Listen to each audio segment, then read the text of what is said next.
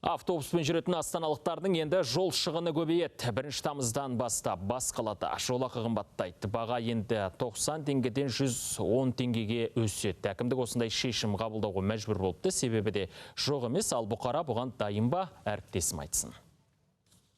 Астанада қоғамдық көлікпен жол жүру ақысы қымбаттайды. Бұған дейін де бұл тақырып төңірегінде Google әңгіме жүрген еді. Күні кеше қала әкімдігі осы тақырып төңірегінде соңғы шешімді шығарды. Сонымен 1 тамыздан бастап жол жүру ақысы 110 теңгеге дейін қымбаттайтын болды.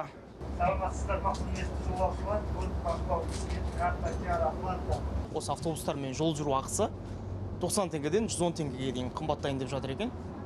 Оған ойыңыз қандай өзіңіздің? Сонша халық бар, бүкіл нәрсе и так қымбаттап жатыр. Дұрыс емес, пересадкамен жүрем. Әр жүргенде жұмысқа барамыз, келеміз. Bir күнде 500 теңге кетіп қалады. Осының өзіне кейбіріне тауып берілмей жатыр. Күлелмей қалады кейбіріне. Автобус маршрутта жүргенде көресің ғой. 90 теңгенің өзіне қиналып қалады кейде. 110 теңге сонда қымбат па?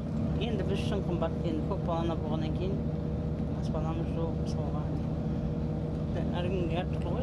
Жаңа жол ақысына нөмірі 10 автобус жолаушылары бірінен соң бірі қарсы болды. Көбішінен павлодарлық келіншек қана жаңашылдыққа жақтасты. Увеличивается качество. Дұрыс деп ойлаймын. Қызмет көрсету сапасы артады. Қазір жаңа автобустар жүреді. Жазда кондиционер қосылады.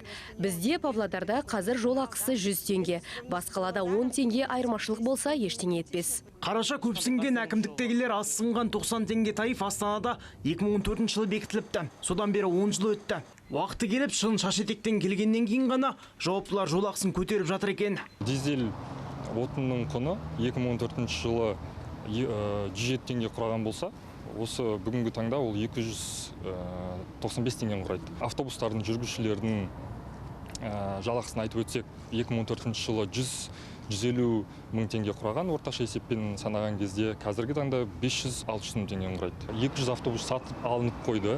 Бізге 100-і келінген, ендігі 100-і осы жылдың соңына дейін келіп, жаңа маршруттарды ашуға көмектеседі, және де графиктер арасын ұлғайтуға көмек береді. Бірдің қырсығы мыңға да тисе керек. Тасымалдаушы компания өкілдері күн сайын жолаушылардың өзі 8 миллион теңге шығын келтіреді деп мұнын шақты. Жол ақысын төлемей автобустарға күнделікті 90 мың адам ұрланып кіріп шығып жүр екен. Бізде автопарктер осы жол ақысын төлемеген жолаушылардан шамамен 3 миллиард теңге алмай отыр. Күніне бізде 700 мыңға жуық жолаушылар ағыны қазіргі уақытта. Күніне бізде 90 мыңға жуық жолаушы жол ақысын төлемейді. Статистикаға тоқталар болсақ, жыл басынан бері қоғамдық көлікпен 747 миллионнан астам адам жүрген.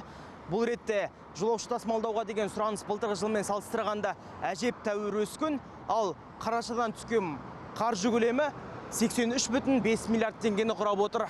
Алдыр Айтбаев, Дастан Әліш, Еуразия бірінші арнасы.